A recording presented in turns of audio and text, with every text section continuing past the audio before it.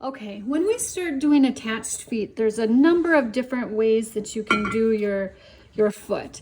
You can just have it, like I said, slightly raised up where it really flows into your bowl. For this foot, you can see other than that glaze line, it doesn't really look like there's a whole lot of difference. For this foot on this pot, you can kind of see where the edge of this goes out a little bit. There we go. Now I'm at the right angle. So the bowl goes in and then back out for the foot. So you could do that approach where you're kind of angling it back out. Another thing you can do for your foot is you can do some really fun scallop designs at the end. And especially for a colander, it works really well to have spaces for the water to escape, but it also adds a little bit of negative space. So I'm going to show you a nice tall foot, and you can make yours shorter and smaller, and that is fine. So the width of this is about 1.25 inches, roughly. If I had to guess, I didn't have out my ruler. But what you want to do is you want to place your coil on just inside where the bowl starts to curve in. You don't want it out too far and you don't want it in too far. If I had my coil way in and I left all of this out here, the bowl wouldn't have enough support. So we need to make sure we're widening that out just right. And then in order to get the coil cut perfectly, what I teach my students to do is to overlap the coil. And in this case, it has to raise up quite a bit to overlap, but that is okay. And then you're going to be cutting through both coils, and that will allow you to get a perfectly matched up coil. So I'm going to show you what that looks like here. So then you take away the excess on the top, you take away the excess on the bottom, and then the coils are cut exactly at the same spot. We'll get those to join up. And then what I can do is I'm going to take my needle tool and I'm going to trace around the outer edge of my coil, so I know exactly where I'm going to score and slip. Score, slip, and seal. When you have different consistencies of clay, it's really important to do that. So now I've got my thing that I'm going to be scoring into, and your score lines need to be nice and deep. I think we already talked about scoring. You want to see shadows in those lines. You want to see little bits of clay starting to pop up. If you want your scoring to go faster, go grab that fork.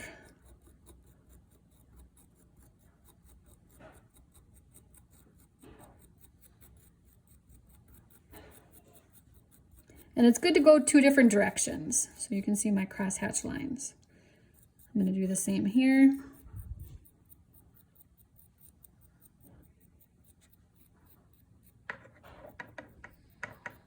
And that's really getting roughed up. I had a student ask, do I need to score the joint between these two? You can, you don't have to.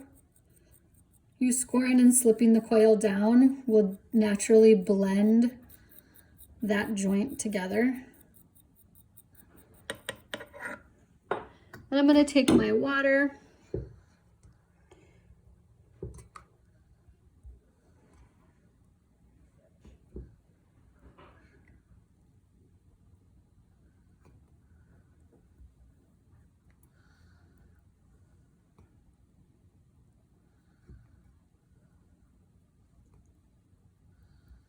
Dab it all around. I could put water on the other side. I think I'm good though. And because I have my bowl turned upside down on my slump mold, I'm able to really push down nicely and get a good joint here. Don't forget, when you put your clay back on your slump mold, you need to make sure that you have a paper towel between so it doesn't stick. Now here's where your wooden tool is going to come into play really nicely, especially on a taller foot. This clay is kind of angled in as well, so it's harder to get in there with my fingertips. But with a wooden tool, it makes it nice and easy. And I'm just grabbing a little bit of clay at a time, and I'm going vertically over that joint. Whenever you're joining two pieces of clay, you gotta go vertically first and then horizontally to smooth it out.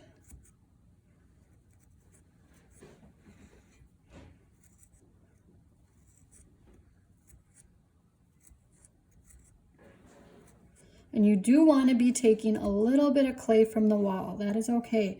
You should be allowing your coil to be a little on the thicker side, knowing that you're going to be thinning it out by pulling and blending that clay into the body of your pot.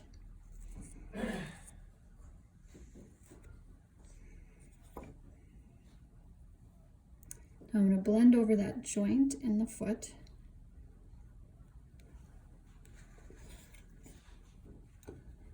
And I need to turn this up, and then I'm going to go vertically here.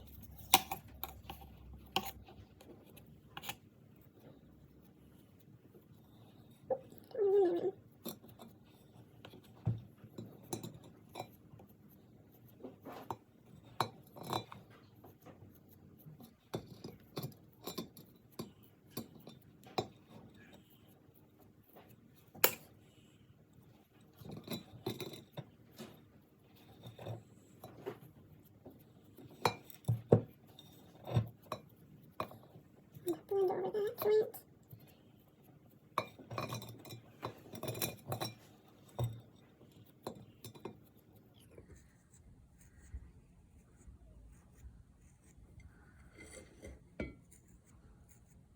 And right now, I'd say this is looking really messy. So as far as craftsmanship goes, this is not looking smooth and blended at all. But I know that I've got a nice joint there from pushing and blending. Now I'm going to take my thumb and swipe that across horizontally.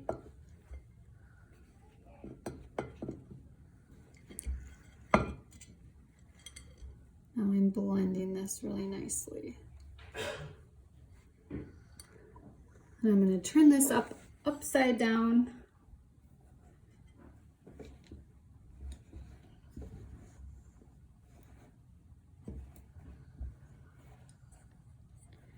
I'm just going to gently tap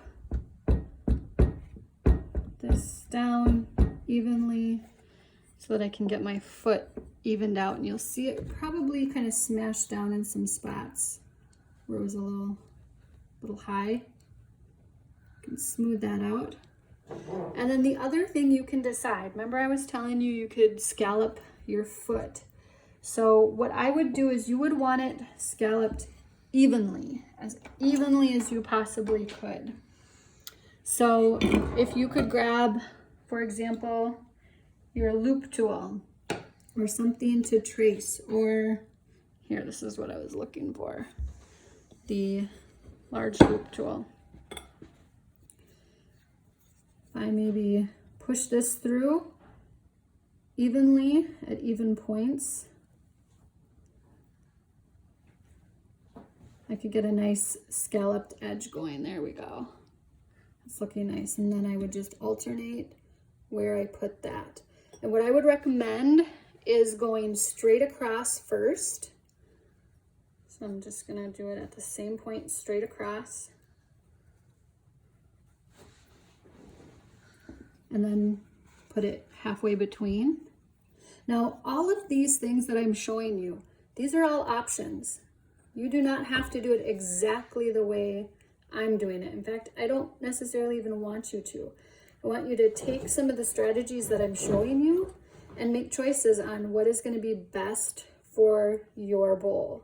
You maybe didn't have a flared out rim. You maybe didn't have, and you chose to do a different rim. And that is all okay. So I'm going to go directly across.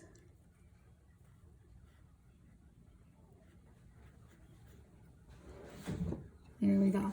And I could choose, maybe I want to do a smaller one on the opposite sides. I could do that too and kind of keep alternating. So all of these things are things that are just possibilities for your foot. Then when I turn it upside right, you'd want to do the very last bits where you are taking a look at it, making sure your craftsmanship is looking good. I'm going to flip my camera around and show you a different way. So I just wanted to show you guys how my bowl turned out. So I've got my outside texture that I have on here, and then you can see my scalloped foot, how that turned out there from the side. And then when it's turned upside right, you can kind of see that negative space happening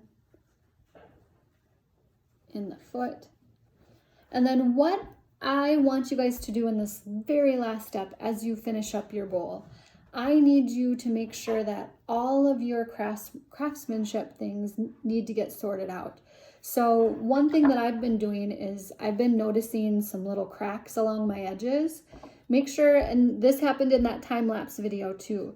So if you see cracks, for example, I kind of see one right here starting to form. You need to score over those areas, add a little bit of slipper water, and then you are going to take a little piece of clay, and then I need to get my water. Put a fresh piece of clay, I've got a small piece there, and that will help support that wall and help keep it from cracking further. So all of those pieces need to get smoothed out. You want to make sure that the rim of your bowl doesn't go all wobbly. You want to take that time to smooth them out. You can get your sponge out even and do some smoothing. You can take your ribs out and get the rib out again and do that smoothing to make sure it's tipped at the right angle.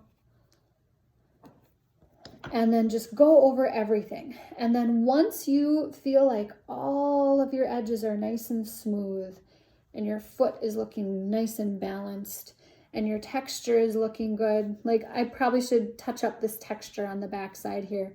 My candle broke midway and I had to switch to my loop tool. So I've got to figure out the transition between those two textures. And once you are liking how it's all coming together, then you can make sure that your name is on the bottom, full name with your hour number, and then let it out to dry. If at any point in this video you didn't quite get to the next step, always make sure you have a paper towel between your pot and your slump mold bowl, and then just wrap it tight for the next day. As always, reach out to your teacher if you have any questions. Good luck.